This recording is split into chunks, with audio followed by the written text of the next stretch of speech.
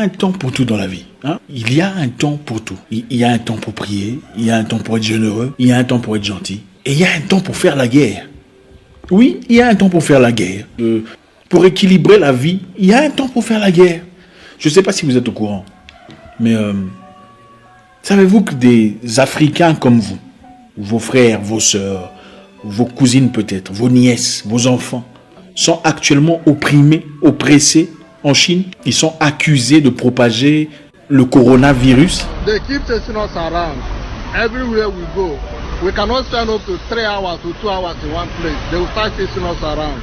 We don't have house. We don't have food. We don't have anywhere to go.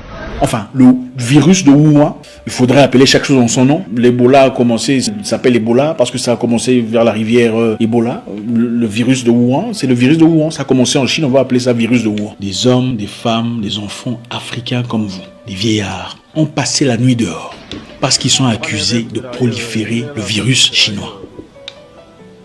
Ils sont discriminés, mis à l'écart, agressés, offensés, incarcérés s'ils résistent par le gouvernement chinois, la police chinoise. La police ne peut pas se permettre de faire certaines choses à ce point sans que le gouvernement en soit au courant.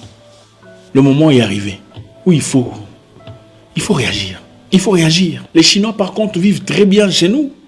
Il y en a qui vivent, on voit dans beaucoup de pays, qui se sont établis comme des gens qui sont acceptés dans nos communautés. We don't know where they are taking us to. We have been in quarantine for 14 days now. We don't know where they are taking us to. Everybody's here. Everybody's here at this hotel. Jusqu'à quand l'Africain sera rejeté, insulté, oppressé, opprimé par tout le monde, sans qu'il ne réagisse, sans qu'il ne dise quelque chose en retour? No, come, we wait.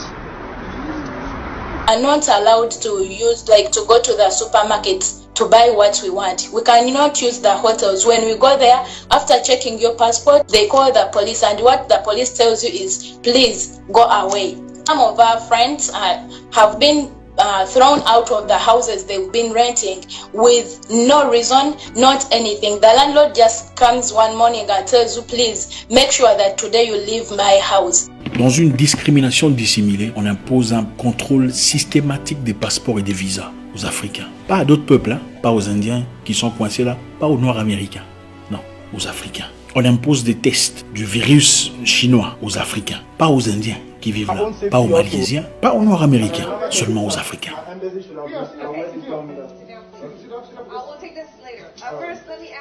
Au moment où je vous parle, les hôtels en Chine chassent les Africains comme des gens méprisables, de la racaille, la vermine, insupportable. À croire qu'il y a à peine quelques semaines, en guise de solidarité, de générosité, d'amitié, le Kenya a laissé un avion atterrir venant de Chine avec 250 passagers chinois à qui il a été demandé d'être mis en quarantaine par eux-mêmes, sans supervision. Il faut traiter les gens comme ils vous traitent. Il ne faut pas être excessivement bon. C'est une faiblesse. Les Chinois vont chercher les Noirs chez eux à la maison pour tester. Même ceux qui n'ont pas montré des symptômes, même ceux qui n'ont pas été exposés à des personnes infectées, même ceux qui n'ont pas voyagé depuis beaucoup de mois, ont été systématiquement traqués et imposés un test obligatoire. Maltraités, ensuite jetés dans les rues. Évictés, non acceptés dans les hôtels, dans les restaurants, dans les lieux publics ou dans les bus. À un moment, il faut arrêter. Écoutez, les Africains ne font pas en Chine ce que les Chinois font en Afrique. 50 000 prospecteurs illégaux, c'est-à-dire exploitateurs miniers illégaux au Ghana, sont chinois. 50 000. Quel Africain oserait faire ça en Chine? Sur quelle base? Donc vous venez chez les gens, ils vous accueillent. Vous restez quelquefois sans visa, sans difficulté, sans problème. En tout cas, les Africains généralement n'ont pas des problèmes de xénophobie, en tout cas pas comme ailleurs. Et puis après, vous vous dites, bon, ça va, je suis chez moi. Désormais, je vais aller chercher de l'or. Okay. De l'autre côté, il y a un village, il y a de l'or, je vais me servir. Et ensuite, envoyer de l'argent en Chine. L'argent ne circule pas au Ghana, mais l'argent est transféré en Chine. Une transfusion monétaire ou financière à leur famille, pendant que nos frères sont maltraités chez eux. Accusés de puanteurs, traités comme de l'ordure. C'est inacceptable. Et on ne compte pas le nombre de villageois ghanéens qui ont perdu la vie suite aux multiples confrontations aux ressortissants chinois pour avoir pollué une rivière à travers l'utilisation des produits chimiques nocifs à la santé pendant leurs multiples extractions illégales d'or. En réponse, ces Chinois hors la loi ont abattu sommairement un Ghanéen d'une balle à la poitrine sur les terres de leurs ancêtres au nom de l'or qui leur appartient. En février 2020, pendant cette histoire, cette vague virale et tout ça, un chef de restaurant chinois chicote son employé kényan pour être venu en retard.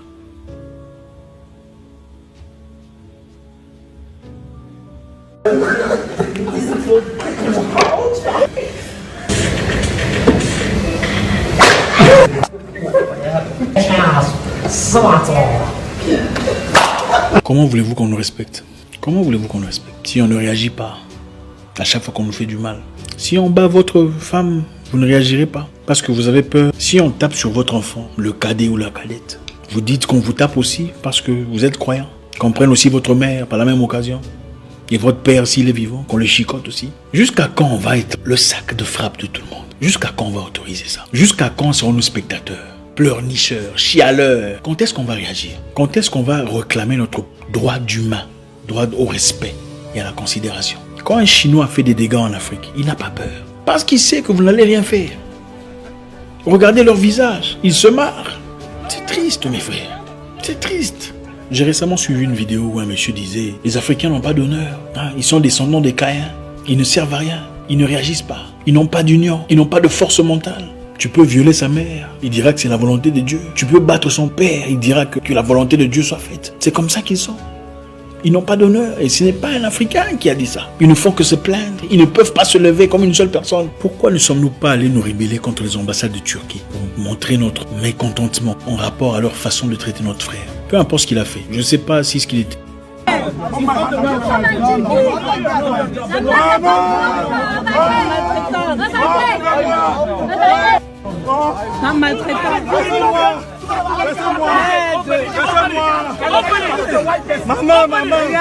L'égalité, peu importe. Même quand on est dans l'illégalité, on ne traite pas un Américain comme ça. On ne traite pas un Français ou un Canadien n'importe comment. Vous ne traiterez certainement pas un Turc comme ça chez vous, sans que la Turquie ne réagisse. Ou son peuple. Nous sommes trop bons, trop bonbons. Seulement avec les étrangers. Il est temps de réajuster, de recalibrer notre façon de percevoir le monde. Les gens ne nous aiment pas.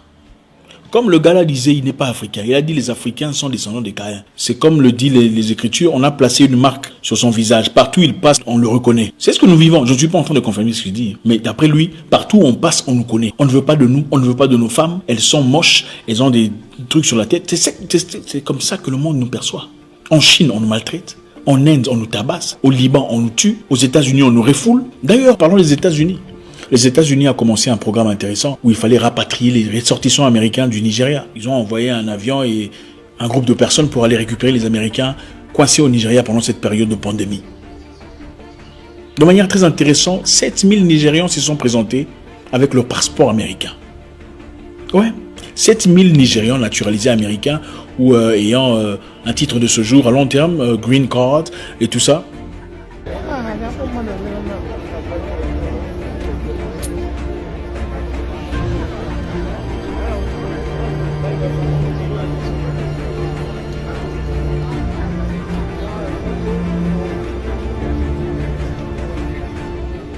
Et vous savez ce qui s'est passé après?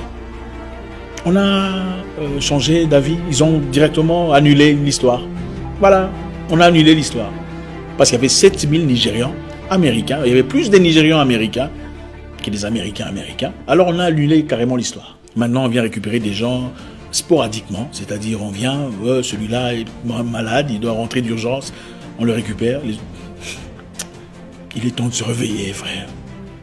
Il est temps de regarder les choses en face. Il y a aujourd'hui 1 million de Chinois vivant sur les terres africaines. Beaucoup sans passeport, sans visa, sans légalité. Beaucoup sont traités comme des rois, comme des boss, comme des patrons, comme des chefs. Beaucoup se permettent de chicoter nos frères sur leur terre. Vous pensez qu'ils comptent rentrer en Chine? De 2010 à 2013, la Chine a offert un financement conséquent à l'île de Tonga. Après quelques temps d'opération, après qu'ils aient été incapables de rembourser l'argent, on leur a demandé 44% de leur PIB. Vous pensez que la Chine est en Afrique par générosité, par gentillesse, parce qu'on aime les petits noirs? Je ne demande à personne d'aller tuer un Chinois ou d'aller maltraiter un Libanais ou un Indien. Je demande à ce que nous apprenions à nous faire respecter, à traiter les autres avec réciprocité, avec égalité, avec cohérence d'esprit, sans émotion, sans sentiment. Personne n'est plus important que personne. Nous sommes tous égaux. Mais pour faire respecter cette loi, il faut commencer à se comporter en égaux.